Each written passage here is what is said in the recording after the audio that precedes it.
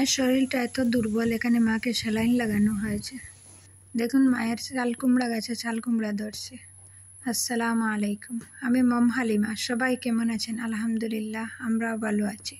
বিকালবেলা এসেছিলাম বাবার বাড়িতে।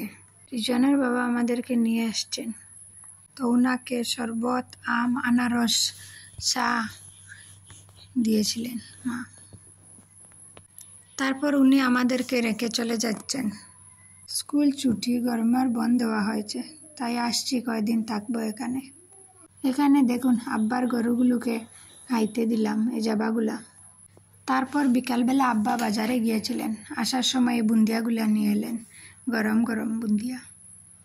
আর এখানে বড় সাইজের একটা মাছ নিয়ে এলেন। কি একটা মাছ চিনতে পারিনি, কাটা ছিল, তো এগুলোকে বাজি করে নিয়েছি।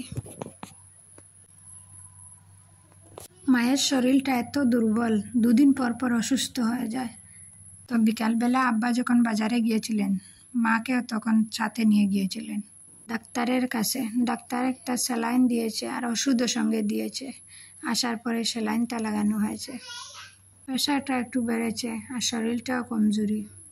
এই আমার মায়ের জন্য দোয়া করবেন। এখানে দেখুন সেলাইয়ের মেশিনটা পড়ে আছে। 3 ভাই থেকেও 1 ভাই বাড়িতে নেই। 3 ভাই বিদেশ থাকেন। মেশিনটা এখানে পড়ে আছে, এটাতে কাজ করার কেউ নেই। তো আমরা 3 বোন মাঝে মাঝে বাবার বাড়িতে আসি। আমরা কেউ পারি না এটাতে সেলাই করতে, তো এটা এখানে ডেকে রাখা থাকে। তারপরে দেখুন মায়ের গাছের চাল কুমড়া। ভালো করে দেখা যাচ্ছে না, বাহিরে অন্ধকার, বৃষ্টি পড়ছে। চাল কুমড়াগুলো এতটাও বড় হয়নি, এখনো আবু ছোট ছোট। বাড়ির উঠোনে লাগানো।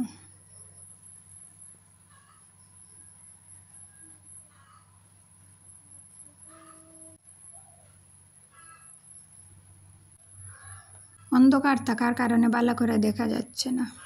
তো এই যে ফুল গাছগুলা দেখুন, এটাতে কোনো ফুল ধরে না, কিন্তু পাতাগুলা দেখতে অনেক সুন্দর।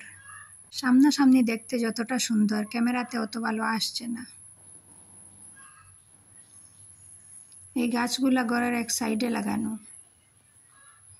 তো আজকের ভিডিওটা এখানে শেষ করব। ভালো লাগলে একটা লাইক করবেন, আর এরকম ভিডিও দেখতে চাইলে আমার চ্যানেলটাকে সাবস্ক্রাইব করে রাখতে পারেন। আল্লাহ হাফিজ, আসসালামু আলাইকুম।